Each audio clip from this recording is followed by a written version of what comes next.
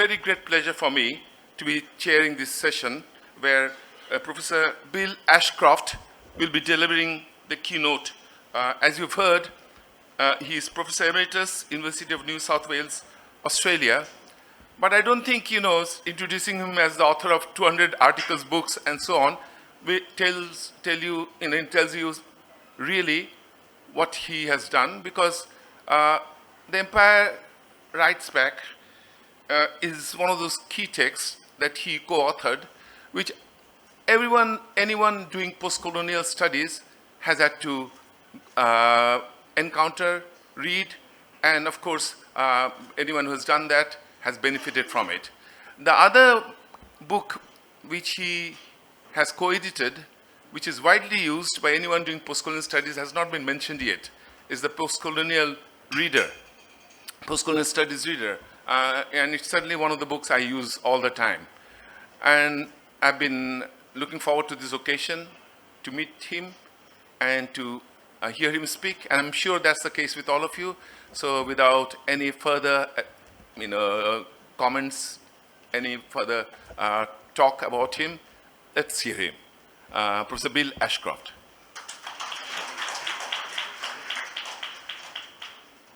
Thank you very much for that warm introduction, and thank you very much for your enthusiasm for photos, which I'm sure we all share. Now, I am very thankful to be invited, and I'm very impressed with the work that's gone into this conference.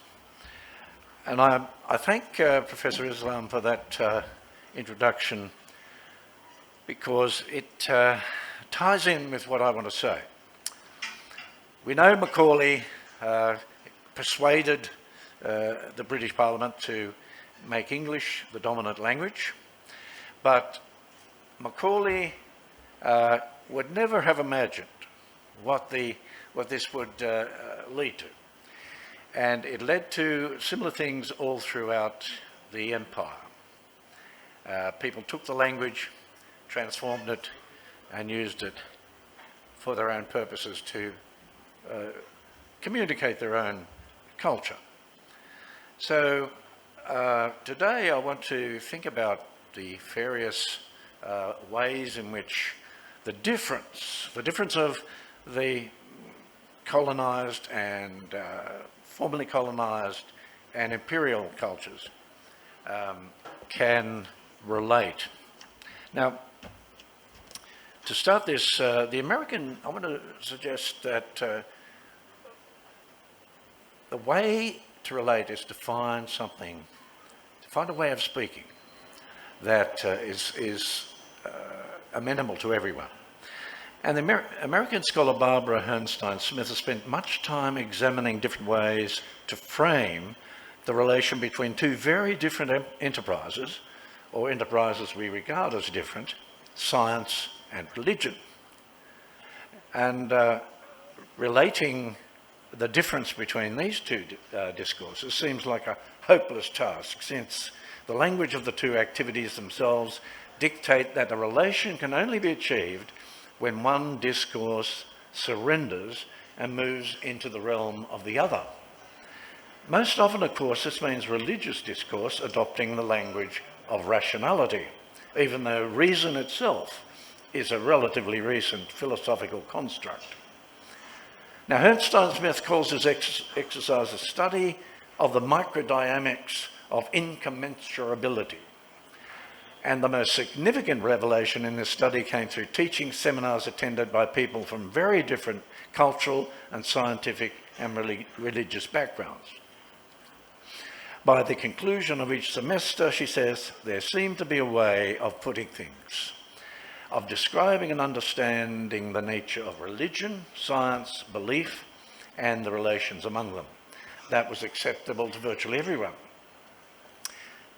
Now, the concept of difference is, of course, by now a venerable topic in postcolonial studies, and the insistence on difference over diversity and established doctrine. But that sentence of Herrnstein-Smith's, a way of putting things, acceptable to virtually everyone, alerts us to the fact that the capacity to relate or communicate difference demands an element of relatedness, or at least engagement between the different entities. Difference can only be related in a contact zone. This indeed is the way in which difference is related in post-colonial cultural production.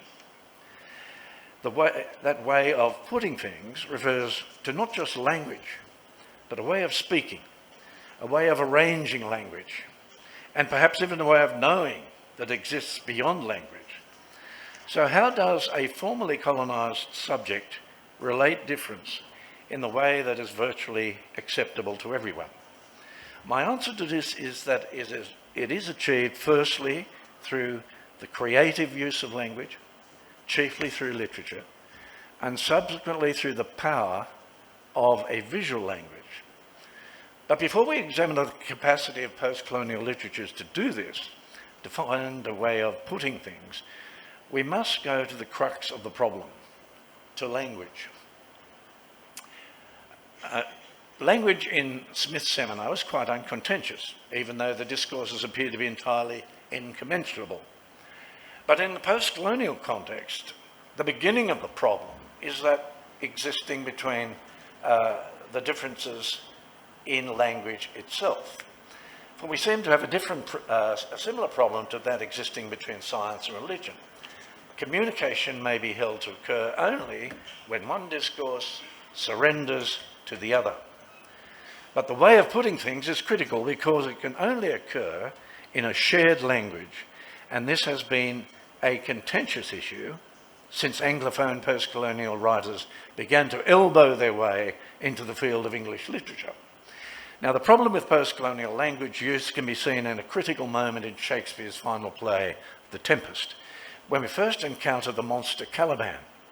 Caliban threatens to overwhelm Prospero by miscegenation, to people the isle with Calibans, to which Miranda responds that he is an abhorred slave, savage, brutish and vile. Her response is significant in the context because it reveals very clearly the distinction between othering and difference. This is where the verb relating becomes useful, because difference cannot be related unless some sense of relationship develops. This part of the interchange reminds us that the abuse that proceeds from power constructs and stereotypes rather than identifies. Identity itself is the result of a dialogue, both of what we say of ourselves and what others say. But othering constructs a boundary that cannot be breached. However, when she claims that she taught him language that he might know his own meaning, his response is one of the most memorable in literature. You taught me language, and my profit on it is I know how to curse. The red plague rid you for learning me your language. Now, this has become a familiar response for colonised peoples to centuries of linguistic and political control, and Caliban the very embodiment of the colonial subject. Many post-colonial commentators have accepted Caliban's conclusion that the colonial language is a comprehensive agent of domination. George Lamming, who first broached the issue in Pleasures of Exile, believes that Prospero's language is always going to be a prison. Caliban can never be regarded as an heir of that language, says Lamming, since the use of his language is no more than his way of serving Prospero. Now, I hope the echoes of this are very clear to all people here who are interested in post-colonial studies. But this is a curious contradiction. For Lamming to assert that Caliban will never be able to use Prospero's language for his own purposes is to deny Lamming's own achievement in writing widely read novels in English that have affected the way in which the Caribbean is viewed.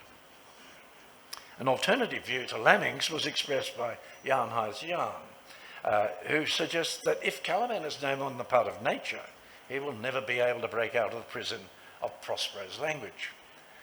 So he captures in his own and Prospero's language a culture Prospero did not create and cannot control, which he, Caliban, has recognised as his own.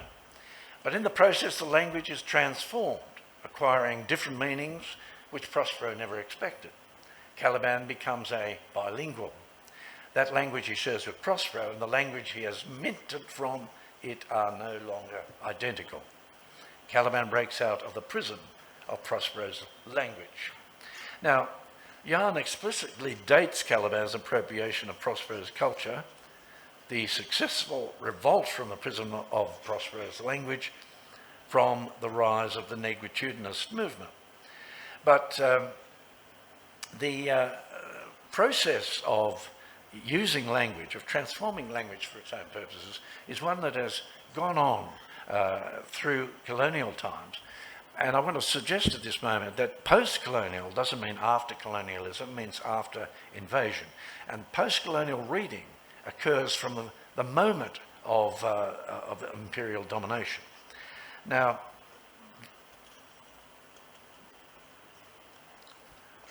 I want to pass over the... Let's think about language and culture. A key problem in this debate is the persistent idea that language is somehow a fixed embodiment of the essence of a culture. So much cultural identity is invested in language that it appears imperative to most speakers that language be a stable discourse in which ontological certainty can be guaranteed. My language constitutes the avenue of my entry into an articulately experienced world. It is the language through which I came to have a family, a community, a society, a nation. To all intents and purposes, my language is me. Yet my language may be used by someone who is not me, my family or culture. How then does my language identify my difference? Well, the most robust example of this argument is offered by Ngugi wa Thiong'o, who says language embodies the thought processes of a culture. And in Decolonising the Mind, Ngugi states that language, any language, has a dual character. It's both a means of communication and a carrier of culture.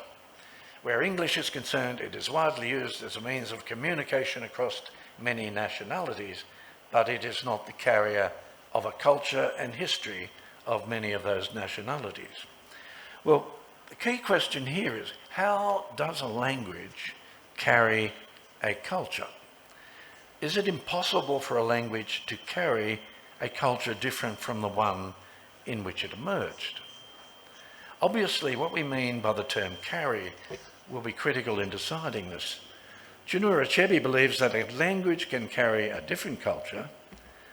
I feel that English language will be able to carry the weight of my African experience, but it will have to be a new English, still in full communion with the ancestral home, but altered to suit new African surroundings. Now, clearly what Ngugi and Achebe mean by the term carry are quite different things. And this points out some of the difficulty of the debate, because many people believe that to carry does not simply mean to bear, but to embody. At the centre of this conflict is the myth that a language embodies the essence of a culture. Hence, English, whether transported into a foreign language or settler culture, is profoundly inauthentic in its new place, so it is assumed. If we were to regard an authentic language as one which somehow embodied cultural uniqueness in a way no other language could, then English would be linguistically inappropriate to the development of a non-British culture. But is essence simply a loosely used metaphor, or does it lie at the heart of a profoundly erroneous assumption about language and culture? Would this essence, for instance, exist in every manifestation of culture? Would it exist in every instance of polydialectical speech? How exactly does a specific language convey this essence? I won't dwell on this continuing argument, except to say that in every case that we might detect a distinctive cultural feature, either of language, behaviour or experience, it is not a sign of cultural essence, but of cultural difference. Each sign obtains its identity only in its difference from other signs. On this distinction hinges a world of difference. Now, indisputably, language is grounded in a particular cultural reality. It provides the terms by which reality may be constituted. It provides the names by which the world may be known. Its system of values, representations and discriminations becomes the system upon which social, economic and political discourse is grounded. But whether these are incontestable acquisitions made by or forced on the colonial language learner, whether the language learner can make cultural distinctions between languages is the real question at heart of the considerable dispute over the efficacy of writing in English. To claim that language can hold the minds of the colonised captive, as Ngugi does when he exhorts the decolonisation of the mind, is to deny the very capacity for resistance that his own writing invokes. Yet when we see the considerable cultural ethnography that a writer in English can produce, we see that the novelist and poet can be used as ideal models for the engagement with a dominant discourse. The question is it impossible for signs of cultural difference to be communicated in a dominant language? If those signs communicate difference rather than essence, the answer must obviously be no. In fact, the very existence of a dynamic field of post-colonial literatures in English refutes this. The signs can accommodate various forms of difference, and they do this within the language by abrogating the centrality of the dominant language and appropriating the language to the structure and rhythm of a mother tongue. Language does not define a cultural boundary, but a region of intercommunication, a transcultural space. Unlike Caliban, the post-colonial subject steps into this space and takes control of the representation of difference, takes hold of the power of self-representation through the agency of the dominant language. Now, how then does the post-colonial subject state this difference? Offer a way of putting things that opens a space in which readers and writers meet to relate difference. How does it construct a contact zone? In the post-colonial context, literature has been that way of putting things par excellence. In Ernst Bloch's view, literature is so powerfully utopian because its very raison d'etre is the imagination of a different world. Literature differs from the language of social science in that it allows both writer and reader to enter the space between what may be called very different cultures, discourses, and ways of being. It does this through affect and through the interchangeability of the writer and reader functions that open up the text as a transcultural space. That space is not necessarily a shared way of seeing, but rather one in which difference may be communicated. This is the space that Lamming himself occupies, but it is one that Shakespeare would never acknowledge. This is where we begin to see the dual function in a colonial language of relating and relatedness, because in the transcultural space of literature, in what Mary Louise Pratt calls the contact zone, both speaker and hearer are changed. Now, the term transcultural, like the word difference, also has a venerable history in post-colonial theory. It was coined in the 1940s by Cuban sociologist Fernando Ortiz in relation to Afro-Cuban culture, and incorporated into literary studies by Uruguayan critic Angel Rama in the 1970s. Ortiz proposed the term to replace the paired concepts of acculturation and deculturation to describe the transference of culture in reductive fashion, one imagined from within the interests of the metropolis. The contact zone has often been framed as contestatory space, but we can see it producing a more constructive dialogue, a process of intersubjective contact and mutual change. One contact zone clearly open to analysis is the transcultural text. In Indigenous writing, this zone becomes increasingly subtle as writers' familiarity with Indigenous culture may well occur after or simultaneously with their schooling in English. The transcultural text is a space of negotiation, a heterotopic space in which the boundary between self and other blurs, a space in which meaning is negotiated, where in a sense both writer and reader are changed in constitutive collusion. Bakhtin is interesting here because he contends that all novels involve a cross-cultural engagement between readers and writers. He's interested in the novel because for him, the novel form provides a particularly rich medium for the many-voiced appearance of different languages. For the novelist, the object is always entangled in someone else's discourse about it. It is already present with qualifications and is inseparable from the heteroglot social apperception of it. Now,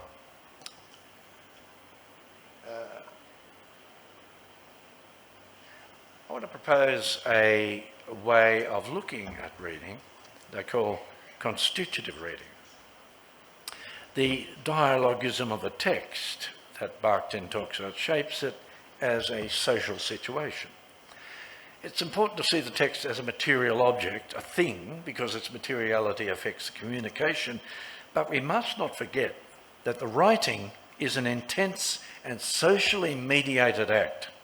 If we accept the reality of writing as a practice, we can then understand that the text is a social situation in which the objective meanings of writing come about through a process of social accomplishment between writing and reading participants. If we understand the meaning event as a negotiation of social actors who present themselves to each other as functions in the text, we can then posit the negotiation of cultural meaning in the cross-cultural text as a transcultural event. People living in different cultures may live in totally different and even incommensurable worlds, different worlds of experience, expectation, habit, understanding and tradition. Nevertheless, meaning is accomplished between writing and reading participants in ways that may confound theories of cultural incommensurability. This is what Ernstine Smith calls, in more benign terms, a way of putting things that was acceptable to everyone. The transcultural, the transcultural context zone then is not so much a space of shared experience as a space of acknowledged difference, a space of negotiated meaning. The particular facility of that writing, which uses English as a second language and invites the reader into the mental and emotional horizon of the other culture, is to bridge the gap between cultures, to reveal that understanding is a function of the linguistic situation. The dialectic of writer and reader functions within this situation is particularly significant. Such writing re-emphasises the constitutive nature of the meaning event and the varied nature of the usage in which meaning is accomplished. But the situation is rendered much more complex if the difference communicated is not entirely one's own. Well, we've so far seen how difference can be apprehended in the relationship between an adopted language and a mother tongue, and how it can also be communicated in the transcultural space of the literary text, in which writer and reader functions meet. However, the relationship of difference need not occur between different languages, but also between different cultural realities. And Aboriginal writers who may not have full access to an Indigenous tongue are a prime example of this. Madrura's Wildcat Falling is a novel in which the motif of the prison recurs, beginning with Wildcat's release from prison, and this imprisonment and subsequent physical and mental dislocation upon his release clearly mirrors the state of Aboriginal people in white society. He realises his Aboriginality will always be outside society, outside the law, a condition of cultural orphanhood, confirmed by his lack of a father. What this novel relates is an otherness that the non-Indigenous reader will never experience. But of course, the controversy that surrounds Madriru is that he was not indigenous himself. So the text becomes a space of mutual acknowledgement rather than a communication of that otherness. In a curious way, the writer and reader enter a space in which difference is related. Now, Wildcat Falling and Alexis Wright's Carpentaria are examples of what might be called pre-Mabo and post-Mabo novels. 40 years after Wildcat Falling, Alexis Wright's monumental novel Carpentaria begins, so to speak, where Wildcat Falling ends, with a confident sense of connection to cultural memory, a stance outside the prison of white society.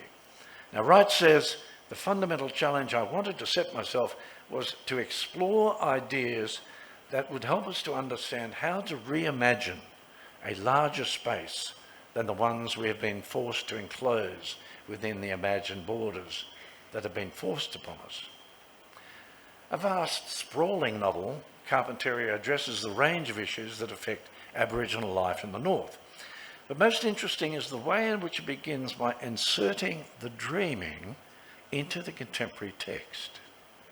Where Wildcat Falling allowed us to observe the difference of Aboriginal cosmology as it affected Wildcat, Carpentaria employs language in a way that takes us, to some extent, into the Aboriginal belief system. The novel inserts, without explanation, the reality of the dreaming in the opening sections of the novel, thus announcing the relevance of Aboriginal cosmology to Australian life. Picture the creative serpent scoring down through the slippery underground of the mudflats, leaving in its wake the thunder of tunnels collapsing to form deep sunken valleys, the seawater following in the serpent's wake, swarming in a frenzy of tidal waves. Soon changed colour from ocean blue to yellow of mud. The water filled the swirling tracks to form the mighty bending rivers spread across the vast plains of the country. Now, while Wildcat Falling discovers his ancestral song, Carpentaria takes us into the cosmology of Aboriginal belief. The last sentence states, "It is all around in the atmosphere and is attached to the lives of the river people like skin." In that sentence, in the presence of the Aboriginal reality, the boundary between reality and myth is crossed, and the re-narration, recreation of place begins to occur. Furthermore, the description includes no concessions to the contemporary reader, for the passage simply interpolates Aboriginal reality into the contemporary English text. By simply inserting the perception of place into the text, a metonymic gap is established, and the assertion of Aboriginal reality is made in the contemporary English text. Now, this is by no means unique in postcolonial writing. It unites the traditional and the modern in the same way that Achebe introduces us to the egrugru in Things Fall Apart, by dwelling on the fact that these dancers in ceremonial dress, as everyone knows, are at the same time the spirit beings of Igbo cosmology. But Wright's introduction to the Rainbow Serpent has a wider function, for it inducts the reader into an understanding of the interdependability of dreaming and country. Both Wildcat Falling and Carpentaria reveal something important about difference. It can be communicated at a level of understanding that does not require us to experience Aboriginal culture, to be Aboriginal. Now, the title of this talk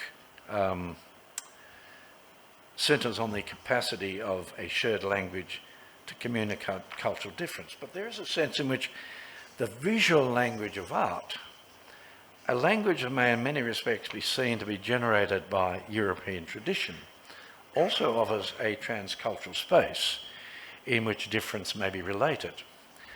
The relating of difference may involve different degrees of relationship and it needs to be said that the observation of difference may not involve perfect empathy, yet the capacity of the artist to represent difference is extremely important. This means that the transcultural space, the contact zone of the creative work, may involve various degrees of relatedness. Now, Lynn Ernest, who died prematurely in 1996, is an Aboriginal painter who focuses the most pressing debates affecting contemporary Aboriginal art: hybridity versus authenticity, Aboriginality versus Australianness, high versus popular art, oppositionality versus transformation. He's a painter who interweaves a contemporary style with images of Aboriginal culture and cosmology, and in this way relates the difference of Aboriginal culture without intruding on its sacred realities. In the Aboriginal context, the idea of reconciliation has achieved great traction, for it encompasses a range of issues such as land rights, compensation for the stolen generations, and a general acknowledgement of a brutal history. More recently, it has emerged in the Indigenous voice to Parliament and the closing of the GAP reports. Lynn Ernest is always, in one way or another, talking about place and history. Within these discourses, the issues of representation, dispossession, cultural displacement, marginality, mimicry, writing back to the canon, can be found to traverse individual paintings. And the issues themselves can become the subjects of Ernest's particular brand of satiric and irreverent humour. Now, in some respects, difference is the key to Ernest's work, particularly in that aspect I would call representing representation. Much of his work is meta-representational, and in this way manages to convey striking images of difference. Lynn Ernest offers the prospect of a reconciliation that comes about through transculturation, and a transculturation of a particular kind, one that operates intratextually rather than between two cultures and their textual representations. This intratextual transculturation disrupts anachronistic and disempowering notions of authenticity. Ideas of authenticity lead to the very frustrating paradox of Aboriginality in which contemporary artists such as Ernest, Bennett and Moffat find themselves. Are they Aboriginal or Australian? Aboriginal Australian or Australian Aboriginal? The stereotypes of authenticity have persistently undermined the work of contemporary Aboriginal artists. But a prime example of what I'm talking about with Ernest is a picture called Twice Upon a Time. Now, this is a consummate instance of his representational style, and all his representations, particularly his representations of place, are about the process of representation itself. His seeing of place is always an investigation of seeing, or at least a disruption of our seeing to uncover that which that ideology which is giving it form. It is precisely that which makes his hybrid style transformative. It's multidimensional, operating in a constant field of interrogation. So the painting is a palimpsest in which the visual reproduction laid one over the other, the representation, the visual representation of the billabong laid over a background of carved trees, and so the fence, the barbed wire across the middle of the painting indicates a history of imprisonment and even genocide. And the painting itself is interesting because there are no figures in it. Now, this painting writes back to a painting by H.J. Johnson, painted in 1880, called Evening Shadows, Backwater of the Murray, South Australia.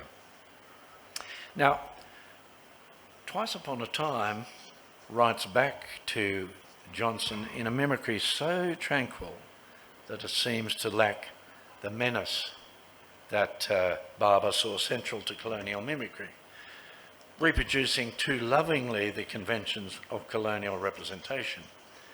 But the meta-representational aspect of painting provides the menace of disruption and subversiveness. It is a critique of colonial inscription and the policies of removal and injustice that accompanied the dominance of representation. The meta-representational function of Onus's art is demonstrated in a different palimpsest in Jimmy's Billabong. Over the picturesque visual representation of Jimmy's Billabong is the striped covering of raak cross-hatching, designs that signify clan affiliation.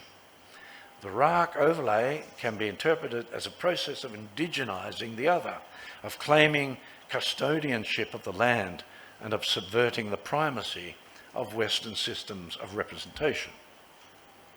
These raak patterns were important to Onus, who set up a book of raak with Michael Ether.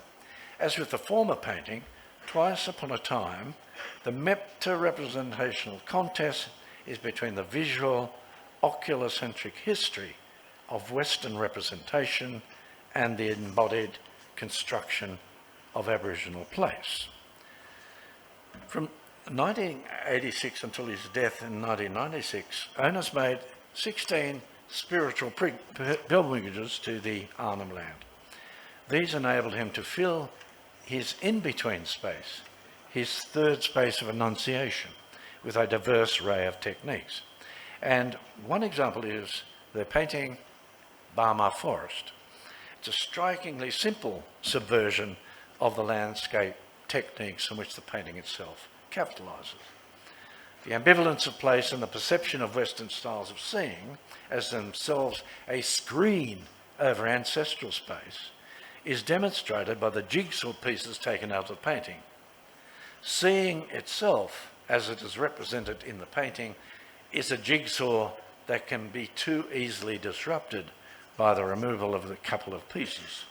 Now, significantly, the pieces themselves do not fit the spaces that are there for them, suggesting that the jigsaw of visual representation is a tenuous and provisional one that overlays other forms of seeing, other forms of engagement with place. So this jigsaw motif is continued in Arafura Swamp. The realist Western landscape style is punctuated with cutouts through which one could view a traditional bark painting continuing below. The painting represents the re-inscription and interpenetration of Aboriginal and Western forms of representation. Onus uses the traditional idiom of perceptual art in the landscape tradition with fish, frogs and animals painted in Aboriginal conventions. This bricolage technique gives a new dimension to the concept of the hybrid, for the painting is not simply a pattern of different forms, but a dialectic of different ways of seeing. Again, we can see that it is the very fact of difference that Onus's meta-representational style aims for. There's no attempt to transport the viewer into the cosmology signified by the Aboriginal pattern, but the difference represented within the space of the single painting can be seen as the ground of reconciliation. Now, I've talked about language, literature, and the visual language of art in communicating difference, in relating difference, and building relatedness. But I want to talk about something a little bit more esoteric and complex. Something I call material resonance. The possibility of knowing before interpretation. How do we know what we know? Already we've seen examples of verbal and visual language in which difference can be related. But how might difference be related in the unnameable? We already get a sense of that in Ernest's painting, where the sense of something behind the representation gives us a sense without explanation of a different culture. This is perhaps the price a language, a written language in particular, exacts from experience. While it provides us with an intersubjective world, it places limits on the world. As Wittgenstein says in the last line of the Tractatus, whereof one cannot speak, thereof one must be silent. This is sage advice for philosophers, but what does it mean for poets?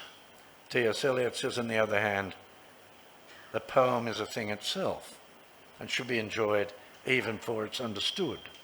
Wallace Stevens captures the same thought in his poem, not ideas about the thing, but the thing itself, in which a bird's cry at sunrise is like a new knowledge of reality.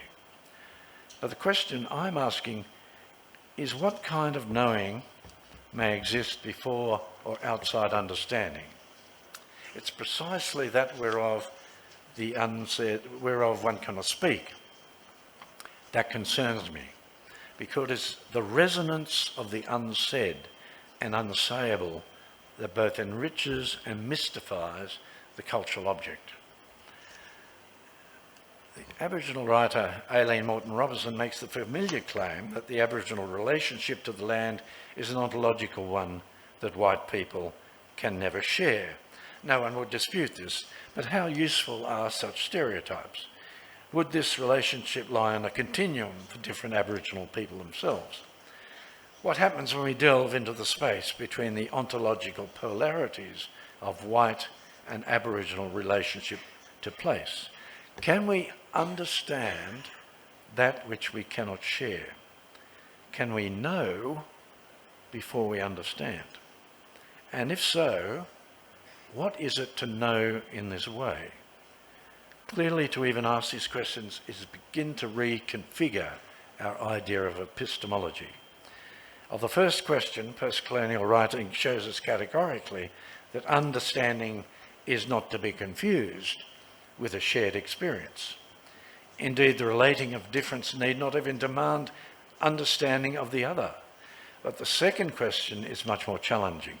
To what extent does the created object, or more broadly the creative act itself, intimate a form of knowing? To what extent is this form of knowing something that exists beyond the cognitive in the effective response of the body? Does a poem or any other work of art communicate before it's understood? Does such communication take us beyond epistemology into the body? If so, how does transcultural communication proceed before understanding? Now, I will pass over an example in the interest of time to talk about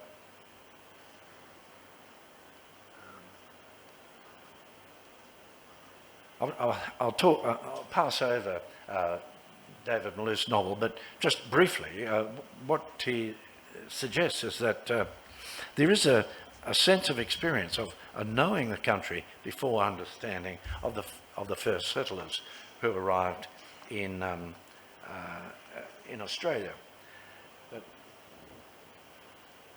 I want to talk about something called the production of presence. Now, this comes about through Hans Ulrich Gumbrecht's book, Production of Presence, which challenges a broadly institutionalized tradition, according to which interpretation, that is, the identification and or attribution of meaning, is the core practice, the exclusive core practice of the humanities. Now, interpretation is so institutionalized in the humanities that we can take its core function for granted. And I think we'd all agree with that. We're all interested into the business of interpretation. But Gumbrecht had a dissatisfaction with this that arose from a sense that materialities of communication were completely ignored in the humanities. The term materialities of communication refers to the idea that different media affect the meaning they carried. The production of presence implies that the tangible effects of the particular communication media, sound, print, computer screen, for instance, will affect the meaning. And this production of presence will occur in any form of communication in which its material elements will touch the bodies of the persons communicating. Now, Gumbrecht has not been alone in this. The materiality of the artwork was a feature of the Zero group of School of Painting, and particularly Lucio Fontana's, whose Tagli paintings, in which the canvas was slashed to emphasise the material surface of the artwork, seemed to urge the viewer to engage with the pre-hermeneutic materiality of art.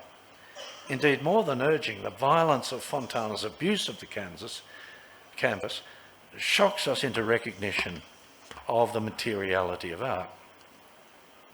Now, such materiality also provides a pathway to engagement with the other. Unlike Linones's painting, which offers a meta-representational narrative, Islamic art offers a link between the viewer and a religious reality. Religion being perhaps the most resistant to knowledge of the outsider, and one after Ernestine Smith, most in need of a way of putting things agreeable to all. Art then provides one form of material residence, one form of knowing before understanding, knowing before interpretation. And it occurred to me that staying here that the sounds of the call to prayer offer a similar form of knowing beyond understanding, knowing before understanding, a form of presence which puts us into the space of the other and enables us to know before we even understand. However, having said this, the textual materiality that seems most evocative in the domain is the domain of music, whether situated in performance or text, whether in music itself or the musicality of language. Indeed, I'm tempted to call this particular quality the music of the text, along the lines of Aldous Huxley, who claimed that after silence, that which comes nearest to expressing the inexpressible is music. But to cover the range of textual formations in which this may occur, we call this the material resonance of music. Material resonance occurs in written, audible and visual texts, but it may be present in other sensory stimuli as well, such as touch and smell. It's obviously most pronounced in the auditory impact of music itself. Well, it's the thing about this, it is carried by affect, but it's not identical with it.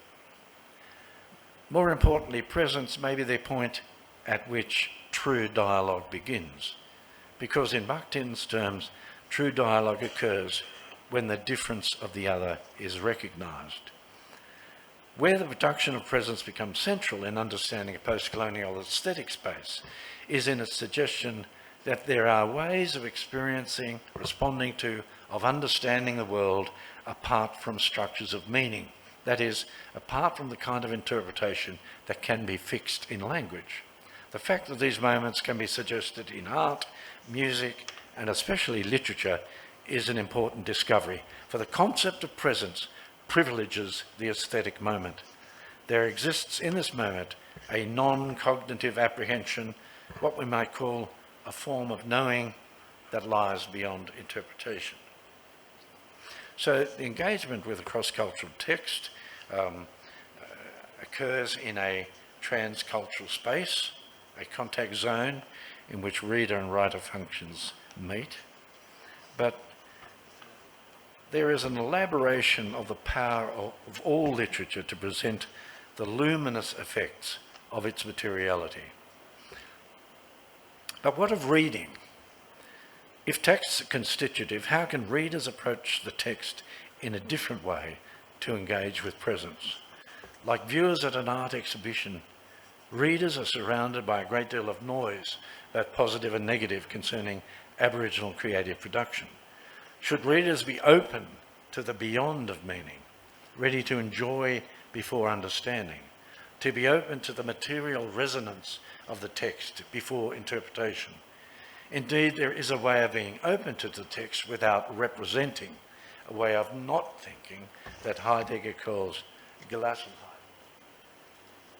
This becomes very obvious when we examine this concept. That's Heidegger's admonition to engage in a form of meditation without willing an attitude of being open. It's what he refers to as releasement, and what we could also interpret as being composed and simply waiting, to know that which lies beyond meaning, the releasement towards things, and openness to the mystery of difference is a particularly important function of the communication, the relating of difference between cultural realities that we find in post-colonial context. Difference is more than diversity. It may be related within the language itself, within a transcultural space of the literary text. It may be related in visual language, and ultimately in the resonance of the material object. But in every case, difference may only be related within a relationship. In post-colonial cultural reduction, this is a relationship in which all parties are changed. And in this way, art and literature produce what Ernst Bloch calls Vorschein, or anticipatory illumination, by which these things enable us to imagine a different world. Thank you very much. Sorry it took so long. Right. Thank you very much, Professor Ashcroft. That was just the keynote that needed to be struck. And I think the implications are many. I, as someone who has been in this field for a long time, have learned a lot. And I'm sure that all of you here have been very illuminated. I was thinking, I had all kinds of thoughts going through my mind as I was listening to Professor Ashcroft. After all, this is the 21st of February month. You know, the month is, we are only a few days away.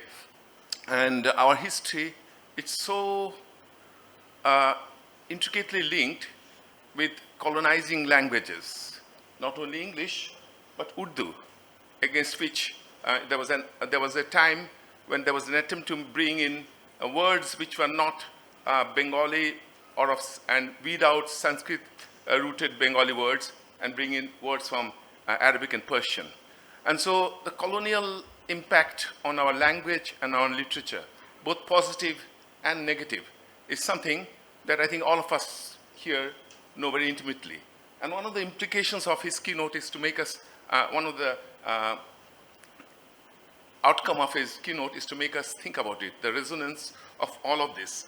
I thought of many things because I've been doing postcolonial studies for a long time. He began with Tempest, and I thought of Robinson Crusoe, something which I have been teaching for a long time. I haven't taught it lately, but where, you know, Crusoe is taught to speak a language, you know, as if he never spoke a language before. And then we get to hear him speak Pidgin. And so we hear him speak, but he never develops beyond a point. And that's what struck me when I was reading him postcolonially. Because like many other English medium students, I had read Robinson Crusoe in school and enjoyed it and never thought of questioning anything. But after Edward Said, everything changed. I mean, Edward Said was not mentioned here, but to me, he's kind of a central figure in all of this, because he also, in his writings, in his letter writings, he engages with some of the issues that have been brought out here. I was also thinking of other things, for example, someone who's not mentioned in Bangladesh anymore, Salman Rushdie, and his concept of the chatnification of language. You know, that came to my mind as I was listening to you here. There was so much, in fact, that I think I was sparked off in so many ways. And if you will indulge me a bit, I thought I would read to you the first few lines of Kamala Das's poem, An Introduction, where she talks about the English language and how it's become part of her. I don't know politics, but I know the names of those in power. and can repeat them like days of week or names of months, beginning with Nehru. I'm Indian, very brown, born in Malabar. I speak 3 languages, write in 2, dream in 1. Don't write in English, they said. English is not your mother tongue. Why not leave me alone, critics, friends, visiting cousins, every one of you? Why not let me speak in any language I like? I think the keynote says differences can be related, and differences can have productive outcome. And I think that is what we came to understand from, or at least what I came to understand from what you were saying. What Professor Ashcroft was saying impacts on me, not only as a student of postcolonial studies, but also as someone who's into translation studies, and I'm doing translation, because in translation we're constantly negotiating and engaging with this question of 2 languages coming into contact and a dialogic zone being produced, and translation coming out, the best translation coming out of that. So I was very much involved in the argument all the time. I was keep writing notes, and I wish I could tell you all that I had written down. But all I can say, by way of concluding, is you sparked me, and I'll be thinking about this. I also wanted to make this point about the beautiful visuals that you that I saw of the Aboriginal writers, and I kept thinking of our own situation, because we tend to forget that we have been colonizing also, and other languages have been impacted upon, and have been marginalized in all kinds of ways. And I was really taken with the paintings of Linonas. It was wonderful to have the visualizing differences, but also the intertextuality and the resonance of some of the paintings. Because I also saw Rousseau there. Rousseau's painting, the French Henri Rousseau in those paintings, and I could see that it impacted on the Australian painter, the white Australian painter, and it seemed to have been picked up in the color schemes of the Aboriginal painter. So there are all kinds of ways I was sparked by his presentation. I'm sure you were too. It was wonderful being here. Thank you very much.